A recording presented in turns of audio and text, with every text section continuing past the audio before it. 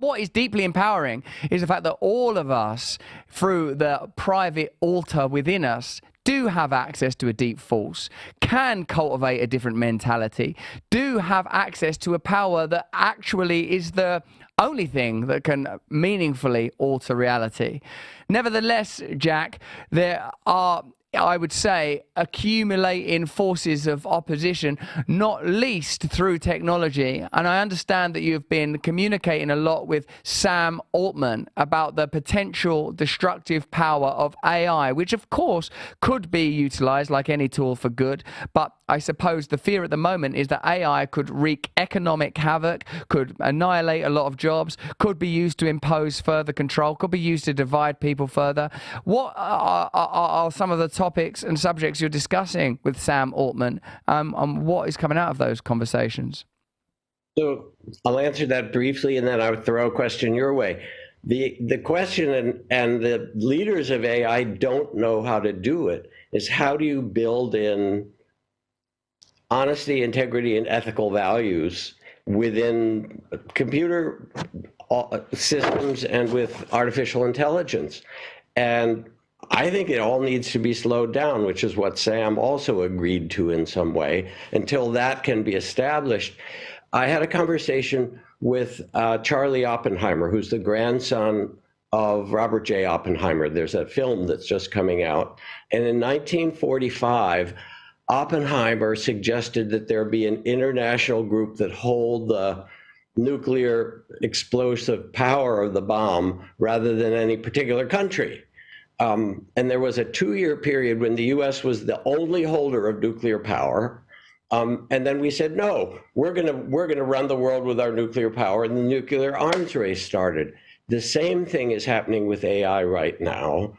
And it's possible to pause and say, let's collaborate and do this together rather than make a AI, artificial intelligence, global war of whose AI is more powerful than whose. The question for us is, do we continue down the path of conflict with one another, or what are you helping? You know, you pointed out, Russell, you point out how things are messed up and the establishment, this and that. What's the solution? It's not just individualism, is it? I mean, we need. So how do you create a wise society that's not just individualistic and where people are responsible and ethical, caring for the community as a whole?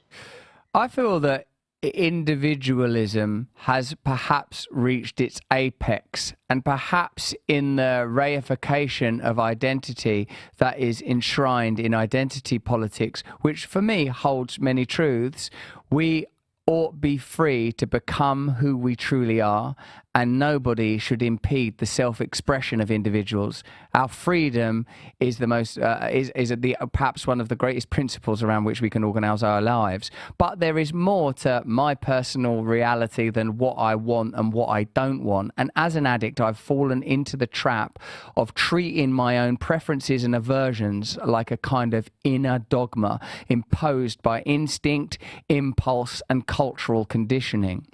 What I suggest is that our systems and institutions need a radical reevaluation of their ethics. That it seems to be, to me, that our media and our systems of governance promote the ugliest aspects of our nature. They promote desire. They sustain fear, powerful forces that are very, very difficult to overcome and impossible to overcome without a spiritual experience, simply the realization that the inner life is the real world and the outer phenomena is on some level a deep expression of this inward experience. It takes a great deal of discipline and surrender to access this point.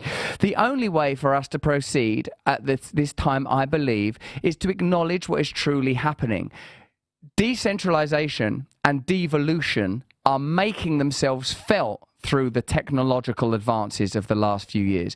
It is no longer necessary to have centralized institutions of finance, capital, and power. We have real fascism now, if you take Mussolini's definition that fascism is the reconstituting of private power and state power into one oppressive fist. We stand on the brink, I believe, not of an Orwellian dystopia, but of a Huxleyan dystopia, where high on soma we lay as passive blobs in our cells, our energy harnessed, our consciousness directed towards the lower and basest aspects, or most base aspects of our nature.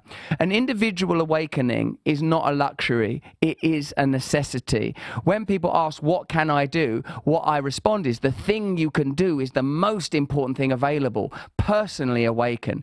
But concomitant with this is the necessity to break down and attack these institutions of corruption, to replace centralized power wherever possible with localized power, democratic power. There is a fusion to be had between the apparently opposing ideas of libertarianism, which is generally associated with the right, anarchism, which is usually seen as being to the left of the leftist most politics, and recognizing that when we have individual freedom meshed with community duty, we have the possibility to build new societies. But that is not going to be possible without a significant spiritual awakening at the level of the individual. I believe that there will be a tipping point, and I think that we can approach it through spiritual practice and a kind of unity against central corruption. Stay free with Russell Brand. See it first on Rumble.